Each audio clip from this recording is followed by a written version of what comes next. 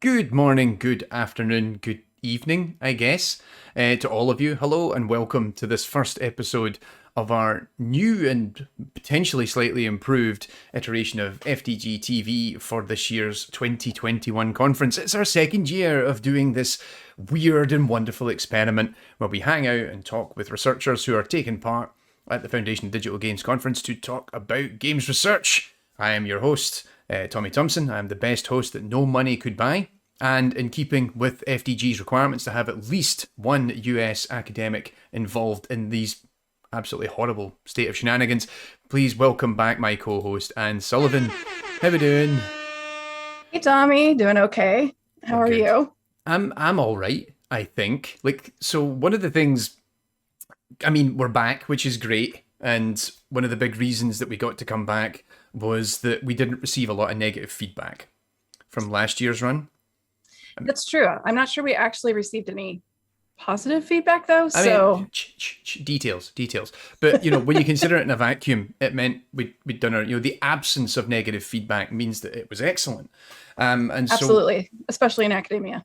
Indeed, yes, very on point. And so, what is the point, I guess, of FDG-TV? Last year when we did this, it was all about engaging with the community who attend this conference, trying to build a sense of social interaction to a virtual event, because, hanging out in person at an actual conference is so 2019. It's very dated. Nobody does that anymore. Yes. No, they really don't. I mean, who sees people anymore? I know, right? We were just saying offline, I actually met people in person yesterday, and it was one of the most exhausting experiences I've had all year. It was great to see them, but at the same time, I was like, at the end of it, I'm like, thank goodness, please leave, get out of my house. I'll see you on Zoom next week. So one of the joys of this setup is that last year we did all this live, given that FDG was running in Malta.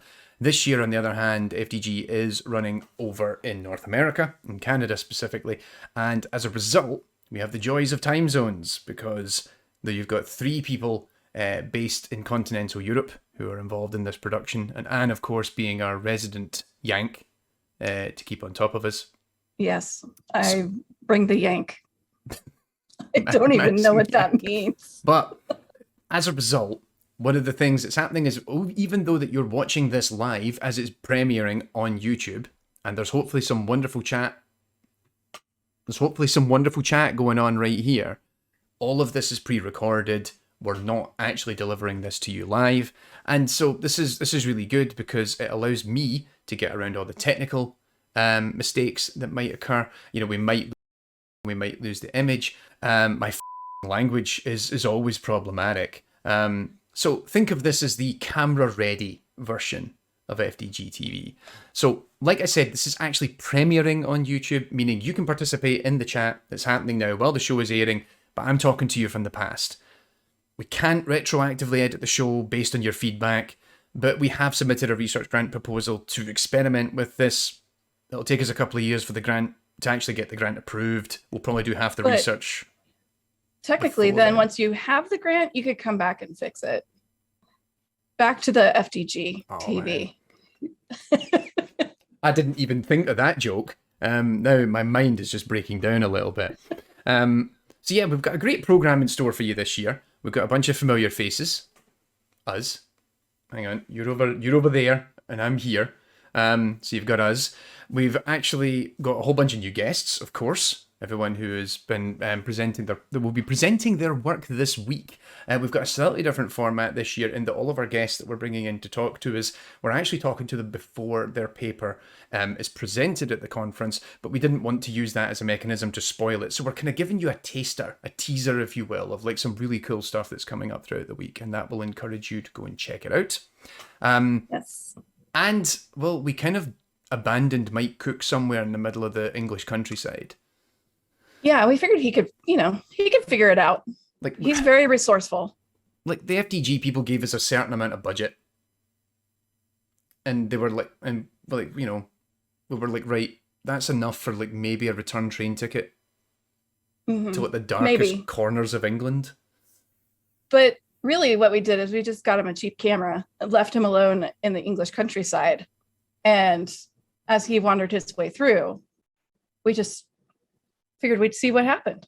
So we're going to have him like live correspondence reporting in from wherever he is, and once he's actually finished his task, we'll pay for his train ticket home. Or crowdfund. Yeah, like Patreon. We'll have a GoFundMe soon. GoFundMe, that's much better than Patreon, because Patreon's more kind of long running thing, like send Mike home. Sounds like he's not that far away. All right, let's get on to our actual program. So today it's all of the workshops that we've got running at FDG. There's quite a few of them. There's the user experience of AI in games. We've got the game analytics workshop, the procedural content generation workshop, near and dear to our hearts, as always, and the virtual tabletop gameplay and design for diverse participants and purposes workshop, and all of the actual talks as well for the main part of the conference, as well as our keynotes. They'll be coming up throughout the week, and we'll give you a kind of reminder of those coming at you. Shall we have our first guest on, do you think, Anne? I think that maybe we should. All right, let me transition over to my individual screen, which wasn't working. There we go. Technical problems averted. So what we're doing this time around is we have two guests coming in today to talk about their papers, which you can expect to see at FDG tomorrow. So we'd really love to have you check these papers, listen into this conversation. I hope you enjoy it. And then, of course, once we actually finish this, be sure to check out the actual paper when it's out on and being presented tomorrow. Okay, so without further ado, let's welcome our first guest of today. Please welcome Charline Foch from the University of York. Hi, Charline. How are you doing? Hi, nice to meet you. Yeah, I'm good. What about you? Good. I hear it's your first FDG this time around. It is, yeah. And it is also my first academic conference outside of my own university. So. Oh, wow. Well, welcome. I feel a little bit badly because now we're going to set the bar really high. And so all other conferences are just not going to be as good. So I'm sure it's going to be amazing. Seriously, though, welcome to FDG, and thank you for being on FDG-TV. We're hoping you could start off by introducing a little bit about yourself, like, what you feel comfortable sharing, what university you're at, and kind of what your research focus is. Yeah, sure. So my name is Charline Foch. I'm a second-year PhD student at the University of York, specifically at IGI, which is the Doctoral Research Center for Intelligent Games and Games Intelligence. And my research specifically focuses on the experiences of failure in video games. So looking at how players experience failure. And now I'm starting to look more into how we can use this information to support game design and game development. Fantastic. Yeah, I think failure is something, at least I am quite familiar with. I've watched enough of Tommy's shows to know that he is also quite familiar with it. Come on. Been on. Drive by. So I think this is a really interesting area, and also one that's maybe not looked at enough. I know that the whole reflections track was also kind of looking at that, which is new this year at FDG. So I think, one of the things that we were interested in is, obviously video game research that highlights the benefits of learning from failure is what your paper is on. But, are your interests, do they lie in failure, like the failures themselves and how they resonate deeply with players? Or is your idea of failure looking at something else? And kind of, where did this idea even come from? So yeah, as you say, I noticed while doing some research that a lot of the research around failure focuses on how failure participates in the learning process in video games. Like it gives you feedback on your performance, it teaches you the rules of the games. But I was seeing very little research done on the other aspects of failure that you can experience when you play a game. And I thought that was really interesting, this gap, because we are now at a stage in games where failure can also encapsulate a lot of very different experiences, where it's not just used, or doesn't have to be just used as part of a learning process of the game itself. Like we know that players can get angry, can get very frustrated when they play video games. We see a lot of streamers playing those games where you're bound to fail. It's going to be spectacular and really funny. So what happens there? It's obviously not part of the learning process. So what other things can failure do? during these circumstances. And we also have a lot of narrative games that are being made now where story is the center of the game, and how does failure factor into these games in particular. So there are a lot of aspects of failure that I didn't really see being researched in depth in the research that I was encountering, and I thought it would be interesting to address these specific gaps, especially since learning is not my learning, and psychology is not necessarily my background. It's not where I come from. It was not what I was focusing on when I was starting to study video games. So it was interesting to see that this whole part there was kind of starting to be researched, but still at a very, very early stages, only a couple of books and a few articles here and there, but not as widely researched as the learning process behind it. I thought this was really interesting having a look at the paper as well, because as you said, you don't see a lot of research in this area, because I kind of get the impression failure is something of a taboo, particularly in the context of video games. We don't typically discuss this notion of failure within games, and the only time it really ever actually occurs is when someone's talking about games of immense difficulty. So for example, I play a lot of the Soulsborne games, which I believe were actually mentioned by a lot of the participants in your paper. Why do you think that is? Do you think there's a reluctance to kind of share these experiences until now? I think it's less. I think it's not really a reluctance of sharing the experiences, because something quite surprising that I found when I was doing the research was that people were very, very happy to talk about their experiences of failure. So I think the reflection is there, at least on part of the participants. I think it's more of failure being this weird space in video games where normally it would signify the end of the game or the end of your game experience, and then you would be thrown back to the beginning of the level, to your last checkpoint, or it would be the end of the game entirely if you're playing something with more of a permadeath state scenario. So it's this weird moment where everything should stop when it happens, but everything stops in certain games when it comes to failure, but the experience of the game continues. So that it's a weird space that I think we don't really know how to approach, because it's part of the game, but it's also not part of the game. And it's not necessarily easy to find the right angle to tackle it or to research what might be happening around failure. And it's easier probably to include it in questions of challenge, difficulty, tension, frustration, than trying to look at it for the event that it is within the game. And I think that's also something that comes up in the participants, in their responses that I could see in my research, that for some players very interestingly said that failure is not failure if the game continues, but for some others it did finish. So there's also a weird space of what is failure, what counts as failure in the game, and the definition of being quite clear here also doesn't make research necessarily easier. Cool. Yeah, that's interesting. I have so many questions I want to ask you. Okay, I'm going to pick one. One of the, you were talking about some of the stories that you heard in your study. Were there any stories or experiences that kind of surprised you in your study or that stood out? I think one aspect of the stories that players told me that stood out to me were the more humorous ones. So one of the questions that I would ask players was to tell me a memorable experience of failure, because I wanted to get them into this mindset of talking about failure. And quite a few of them recounted very humorous situations. So I remember very specifically this one lady who was telling me about how she would play games with her partner, and seeing each other fail repeatedly in the game was not necessarily funny about it in and of itself, but the idea of being with your partner and seeing each other fail repeatedly, there was something really funny about it, and something that strengthened the bond of their marriage instead of deteriorating because of the frustration of failing at the game.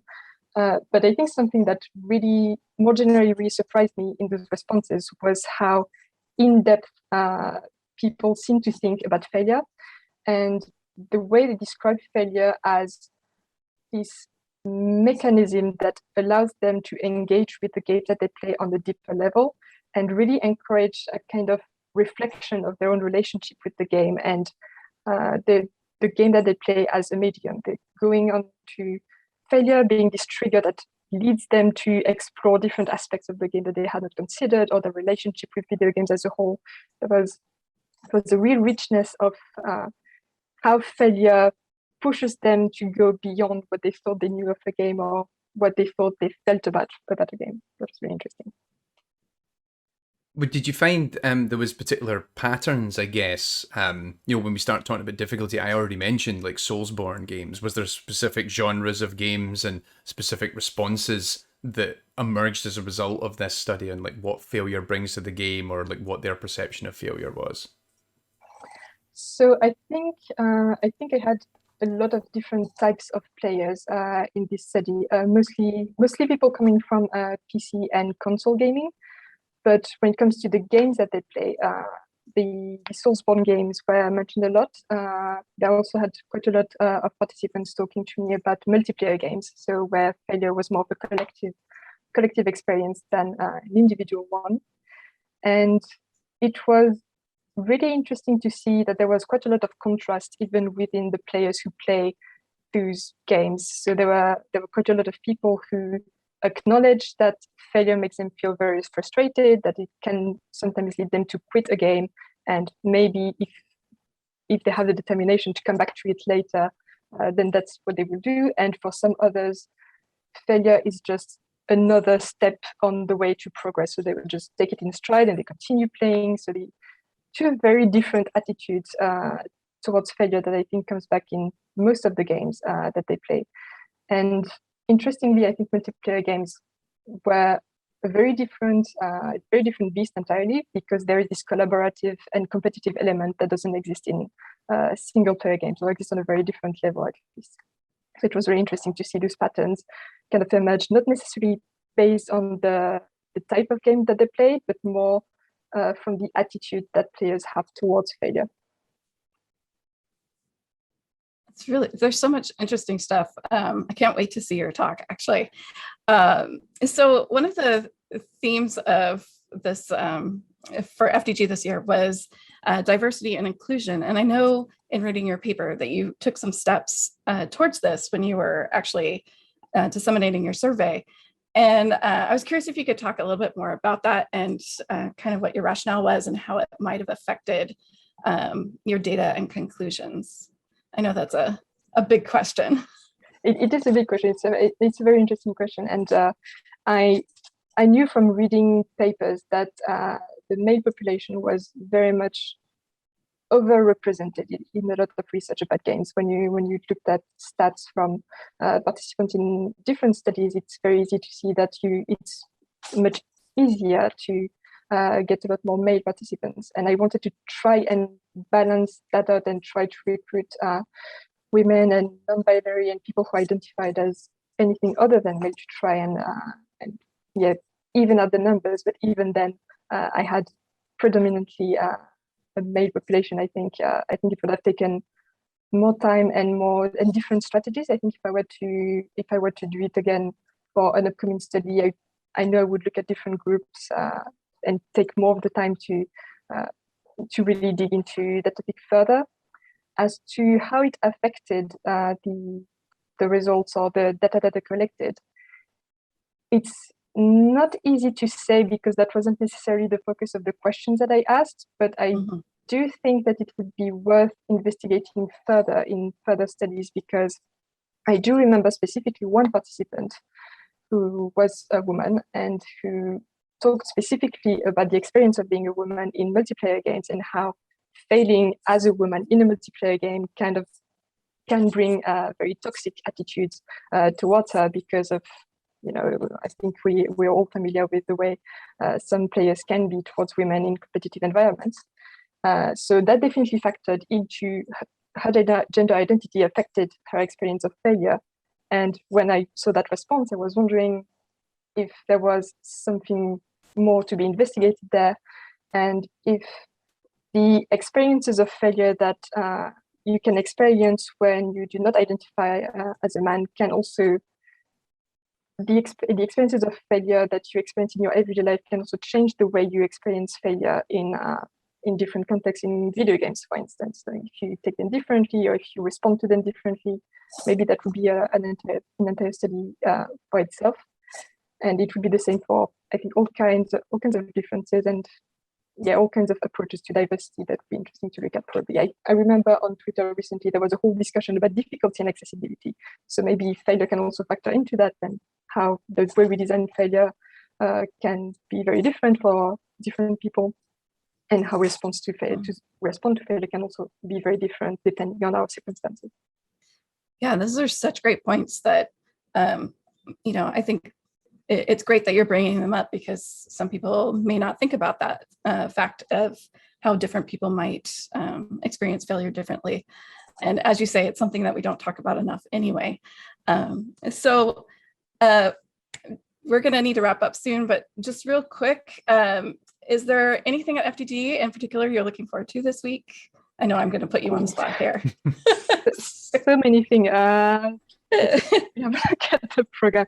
I'm really looking forward to pretty much the whole track on games beyond entertainment, because serious games is something that I'm very interested in as well, and how the transformative effect of video games on players, and also looking forward to the game criticism analysis track, because that's also something that I'm very interested in terms of methods and in terms of what knowledge we can derive from that specific approach.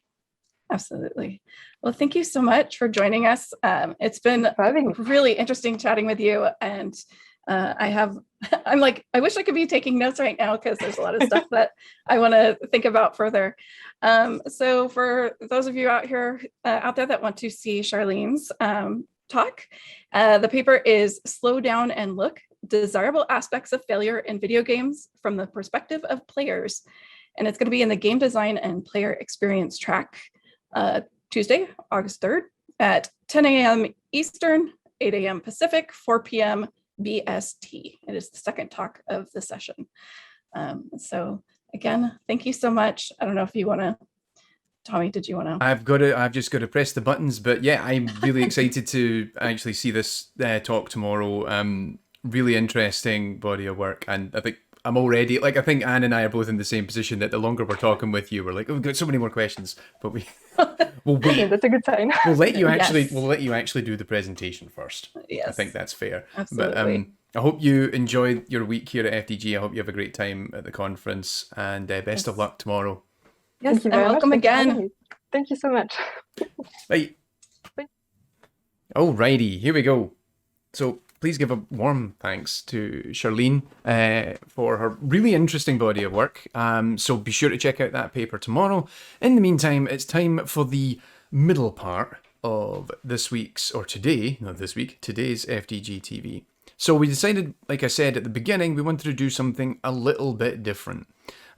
We were going to highlight some of the best papers that have been listed over on the FDG 2021 website. That's fdg2021.org. So we wanted to mix up our format rather than just continuing to ask another 20 people to come and visit us, because sometimes the trick with a best paper is actually figuring out where it is and what it's all about. And so we gave this task to Mike Cook.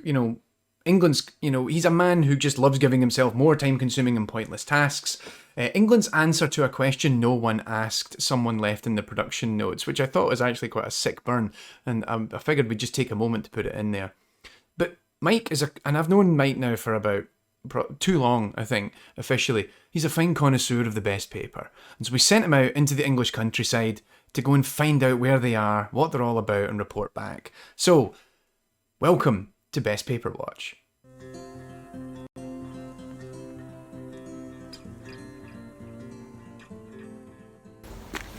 Hello, and welcome to Best Paper Watch. After spring, summer, autumn, and winter, conference is definitely one of my favourite seasons. And as part of this year's conference season, we here at FDG-TV have decided to help you out not just by identifying some of the most interesting guests and speakers at the conference, but also by featuring some of those best papers that you've seen hiding away in that programme. But have you ever wondered where the conference organisers find these best papers? Where do they get them from? Well, for this year, we've spent all of our FDG-TV budget sending me to the south coast of England to find those hot spots in the wilderness, along the coastlines, in the forests, among the countryside, and identifying exactly where we can find those amazing best papers in their natural habitat. And I hope you will join me every day this week as we track down some of the finest papers to come out of this conference season.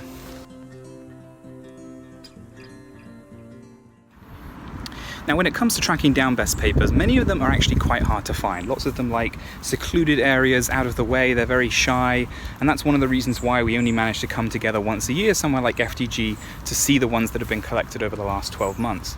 That said, this week we are going to track down some of them in places like this woodland behind me. In actual fact, we had some footage sent over earlier of a best paper that was spotted in this area that we're hopefully going to get a glimpse of today.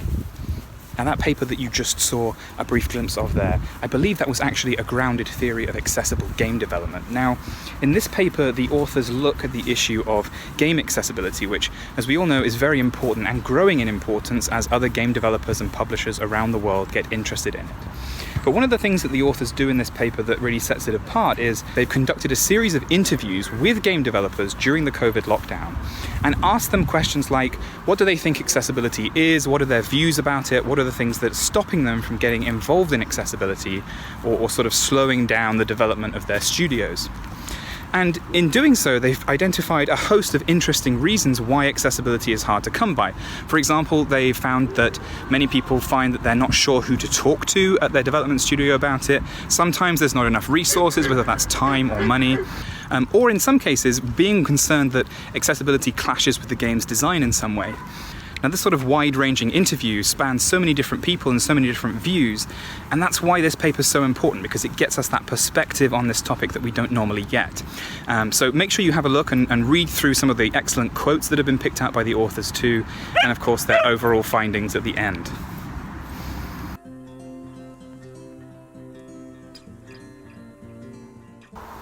Now, of course, what's really important when we're tracking down best papers like this is that we don't disturb their natural habitats or these papers in their day-to-day lives. And that's why today I've got an artist's rendition of our next best paper, which is dealing with adversarial player strategies in the neural network game Ink through ensemble learning.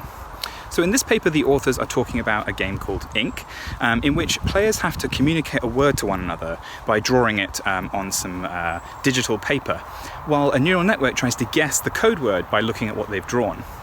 And what they noticed was that the humans were using some interesting tricks to bypass the neural network. For example, they were splitting their word up into multiple words and drawing several separate images. They were drawing an image and then scribbling on top so the neural network couldn't tell what was going on. And this paper details how they identified these exploits and then adapted the neural network to solve them using an ensemble technique that mixes together several different networks that are capable of tackling these different exploits.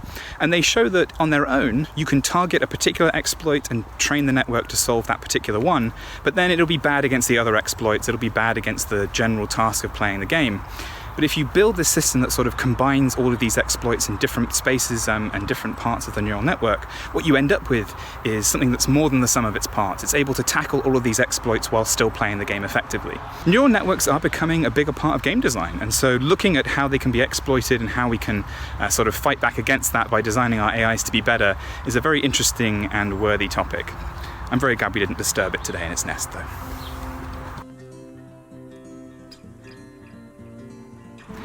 That's all we've got time for this first episode of FDG-TV's Best Paper Watch. I hope you'll join me tomorrow, where we'll be finding more best papers, and indeed every day throughout this week, as we travel to the coast, up hills, and even in our own back garden, tracking down some of the best possible papers you could find at this year's FDG. I hope you'll join me. In the meantime, if you want to see when these papers are being presented, don't forget to go to the official website that's shown along here right now, and I'll see you back here same time tomorrow. Bye. Thank you very much, Mike, for our first episode of Best Paper Watch. As we said, we're going to have a new episode of Best Paper Watch every time we've got one of our episodes of FDG-TV running throughout the week.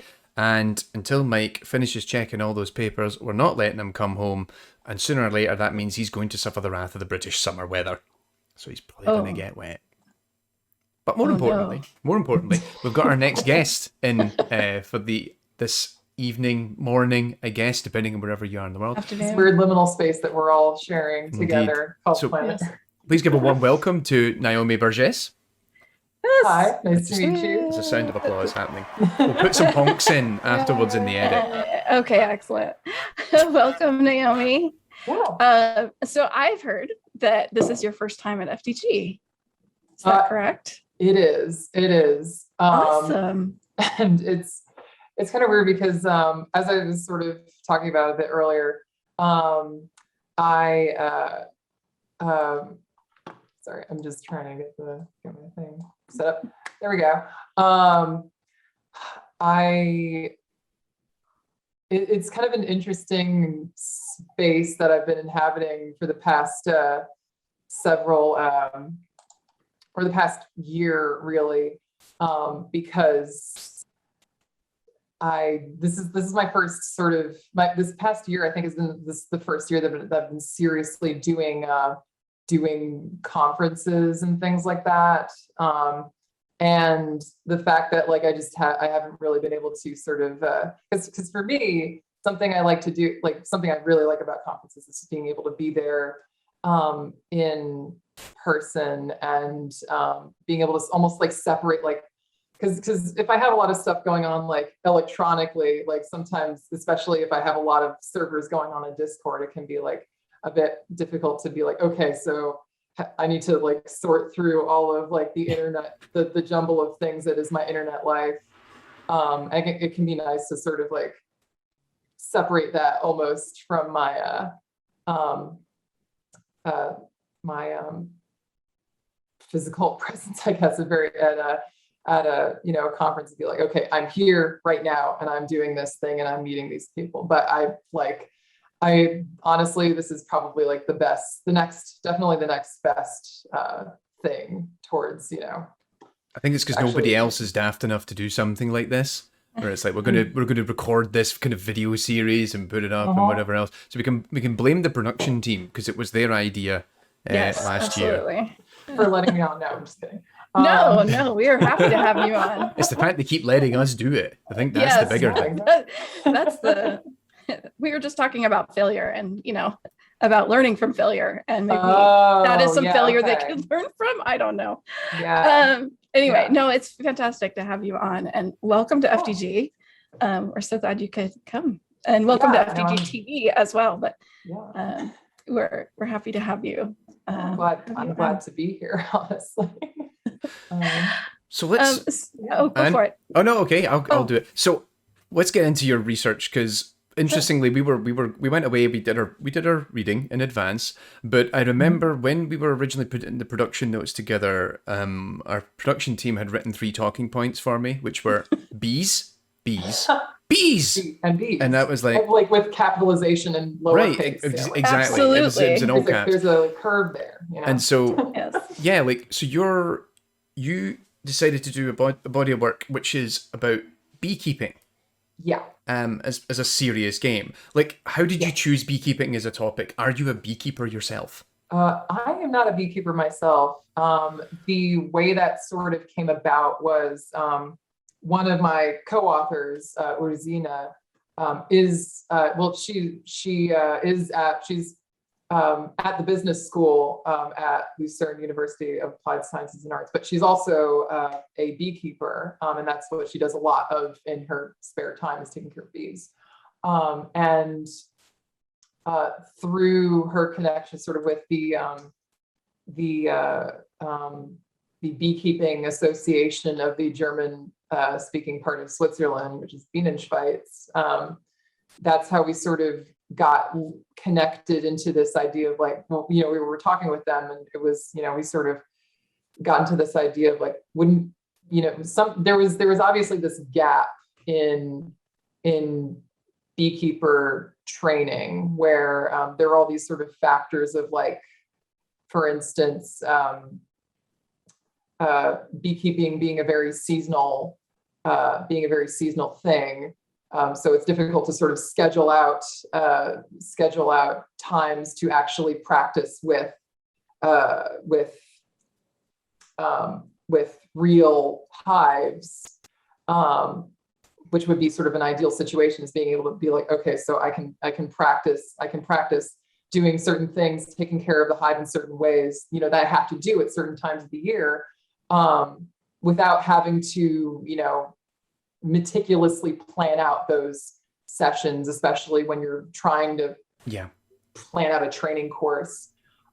Things like that, that we were talking about with Bienenschweiz. And so that's sort of where this idea came across, where like Urzina was like talking with us, and looping in Bienenschweiz to that conversation, because we were sort of at the time really getting started with taking on more projects with you know, serious games that sort of involve usage of XR in some way. And so that was that sort of problem space, we realized was like, oh, this can actually lend itself pretty well to doing research on serious games with respect to VR. Right. And that's sort of where the impetus for that for that project, which is called VRBs, which you can actually can look up. There's still the project page is there and everything.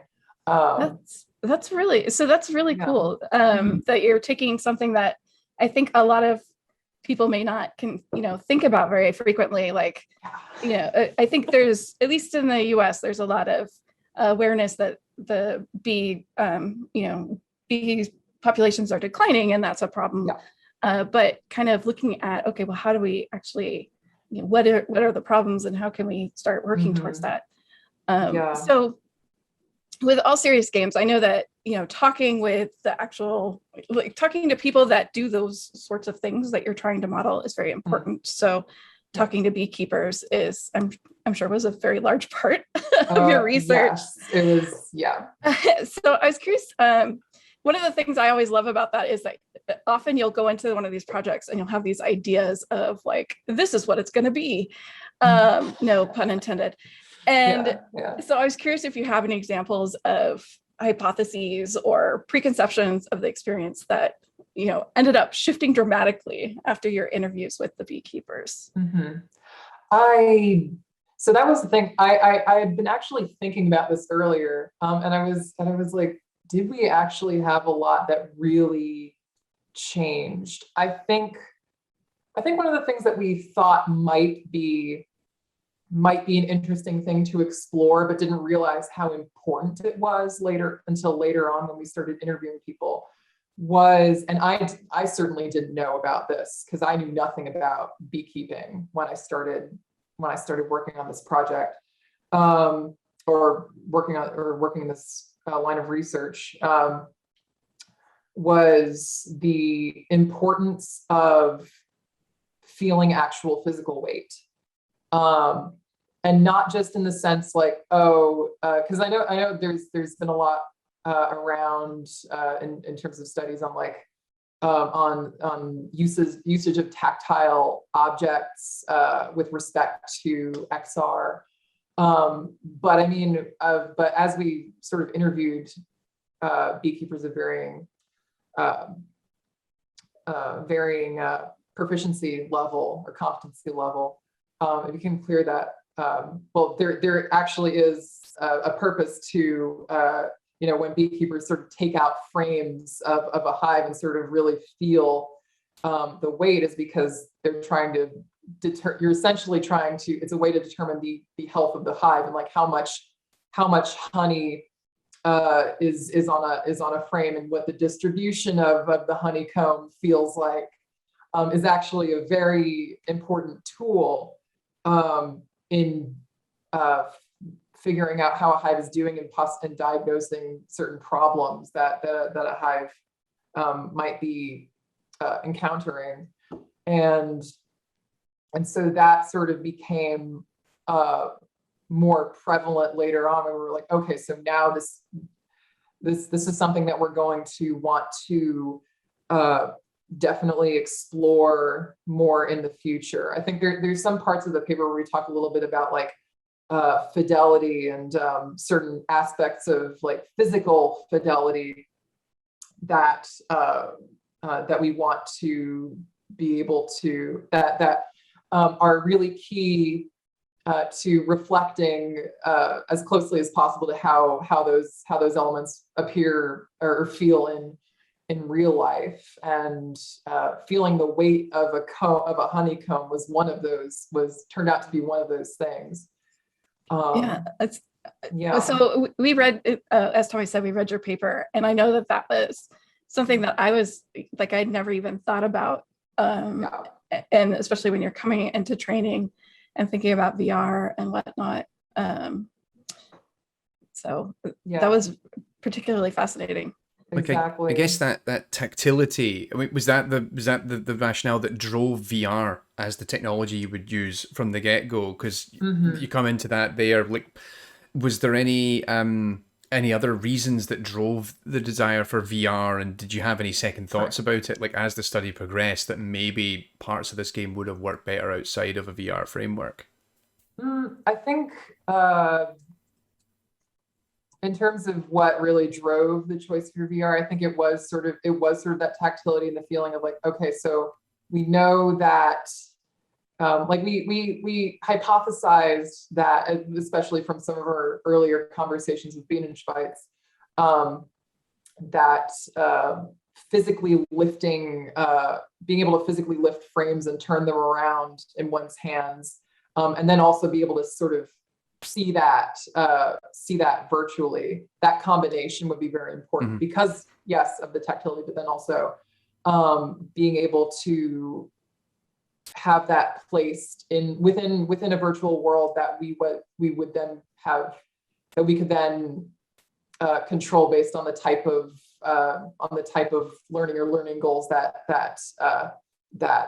trainers would have for their courses, and also being able to have that application available at all times of the year, in all seasons, etc. And also, being able to sort of get that kind of training without any sort of danger or harm coming to the trainee or the beehive. All those factors sort of came together and lined up to sort of push us in the direction of saying, like, I think the best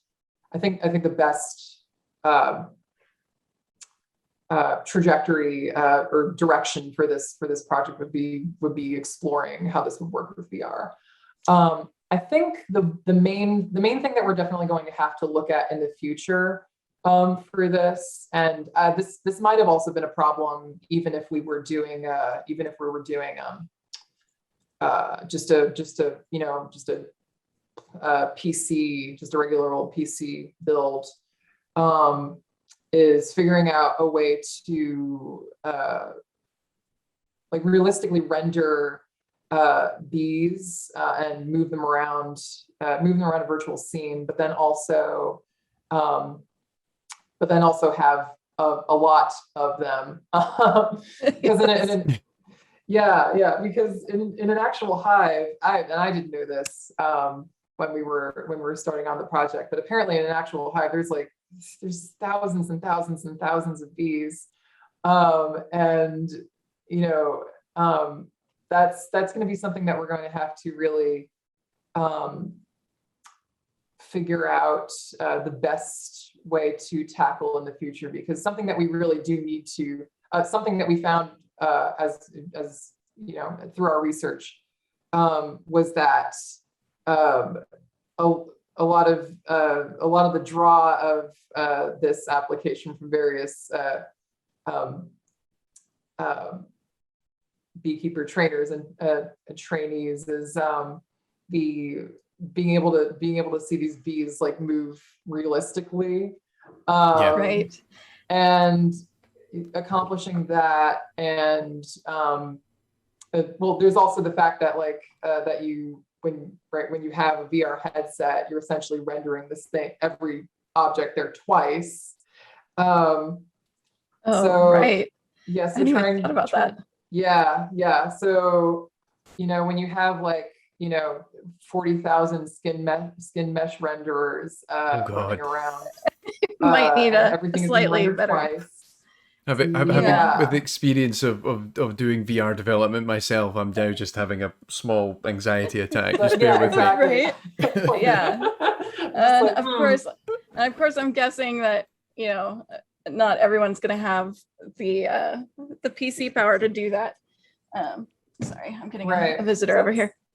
Yeah. So that's just a challenge that we're going to have to figure out how to overcome. Yeah. I don't doubt that there is a solution there. I mean, something I've been thinking of, and I don't know if we're actually going to tackle it in this manner. But there's this one game called Abzu that I think it was by the same people who made Journey, if I'm not mistaken. I think I know the one. They had this whole system of rendering fish, where interesting. they're all animated objects, but I think they were all it was all done with like some kind of shader magic. I'm not that proficient in shaders, but I know an example of this actually. I believe Sea of Thieves does it like that. So Schools of Fish in Sea of Thieves does it via shader. I did not know that. They don't actually. I interviewed the developers for that a couple of years ago, and I believe that's how they did it. But That's really so there you go, something to take on board. How are we doing, Anne? Are we? Yep, dealing with our- Kaylee got her scritches. So yeah, I think we have our top production team yelling at us in the background. So about time, but sure, that's okay. Thank you so much. They're not yelling at you; they're yelling at us. No, I know. Thank you so much. Thank you so much. And for people watching, the paper is called "Let It Be," with the pun. A case study of applying triadic game design for designing virtual reality training games for beekeepers. And that's going to be in the Games Beyond Entertainment and Game Education track. And that's tomorrow, Tuesday, at 12 p.m. Eastern, this is 10 a.m. Pacific, but that's not actually how time zones work. No, that's not how times work. No, 9 a.m. Pacific and 6 p.m. BST. Hopefully that's correct. Yes. And it's the first talk of the session. So thank you so much for your time and for sharing your paper. And I hope you enjoy your first FDG. Best of luck. Best of luck with the presentation tomorrow. Yes. Thank you. All right. Yeah, it should be really good. Awesome. Absolutely. Sweet tea soon. Alrighty. Thank you very much to Naomi for joining us as our second guest of the evening, afternoon, morning. I don't really know. Like the time zone differential is really killing me this year. I think last year it was easier because I don't know why, but this year my head is hurting a little bit more because the conference is happening over in North America. I don't know. It's happening in the past. Right? For you. That can't happen. That's not how it's supposed to work. Scientific innovation is your life happening. Sounds so boring with this whole linear time thing. I don't know, Tommy. This is, as a kid growing up with 80s time travel films, you'd think I'd be ready for this, but no. Yes. So we have one last thing to do before we wrap up today, and that was the photo competition. So Anne, could you lead on this because, well, it was your idea, and I didn't know what we were doing until suddenly I was besieged with photos that I had to figure out what to do with. Sure, I can talk about it. So yeah, this week we're running a photo challenge because we couldn't all be at FDG in person. We wanted to at least get a feel for what's going on with everybody and try to get a little connection in this virtual space. And so what we're doing is every day we have a theme and we're looking for photos that you're willing to share and let us share on live on FDG-TV that is then previewed in whatever. Okay, time. It's not linear. And it's so quantum, the idea, exactly, our quantum photo challenge. And so the idea is that we can see your FDG. And so we're looking for photos. It's posted every day in the Discord what the what the topic is, and that's on the FDG-TV channel in the Discord. We're also posting them on Twitter, and you can tag your photos with my FDG, hashtag my FDG, and we will find them. So yes, the first day was we asked people to show where they're enjoying FDG from. And so since we all can't be in Montreal, here are some photos. All right, so let's blow these up for the viewing audience. Yes. So this was sent in by Matthew Gusdow, which I believe is somewhere in Edmonton, I think. This was taken while out on a run, so I'm assuming that he's not enjoying FDG from this bridge, but rather this is just part of the environment surrounding him as he enjoys FDG, because it's going to look a bit circumspect if he's just sitting there like all the time, just admiring the sunset while listening to talks. This was from Mike Cook, which I believe is Bournemouth in the south of England. I say that as if, Anne, you're going to be able to tell me. I don't know. Remember, we just left him in the English yeah, he's somewhere countryside. in England. He's somewhere in England. This is from Rogerio, which we got. Is that a Pokemon? Yes, that is a Pokemon. What Pokemon is that? Because I don't know. I believe it is Vaporeon. Right.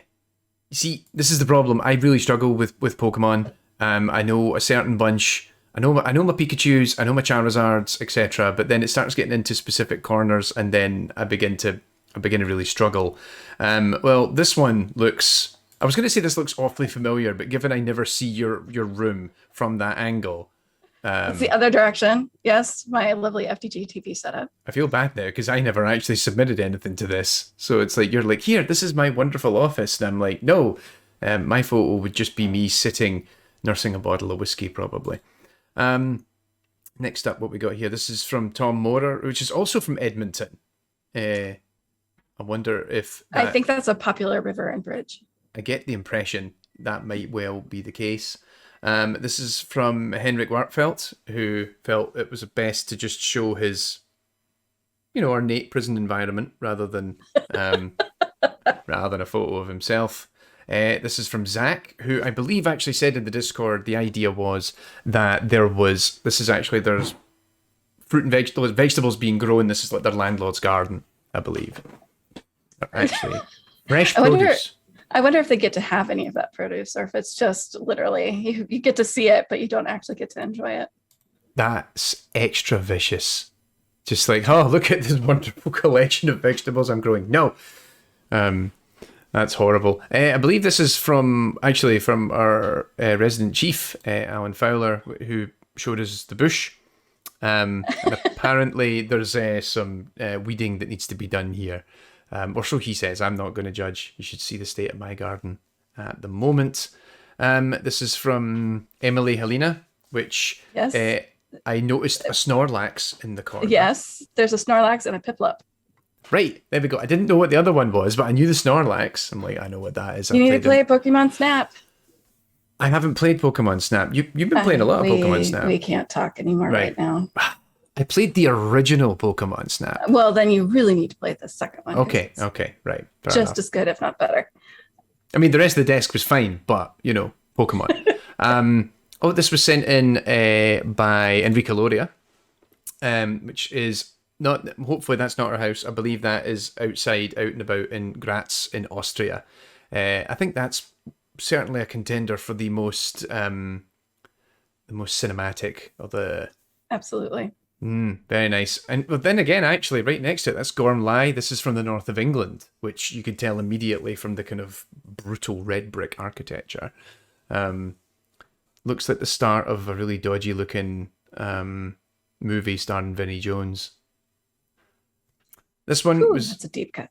That is a deep cut. This is from Lisa Soros, which also we have more Pokemon.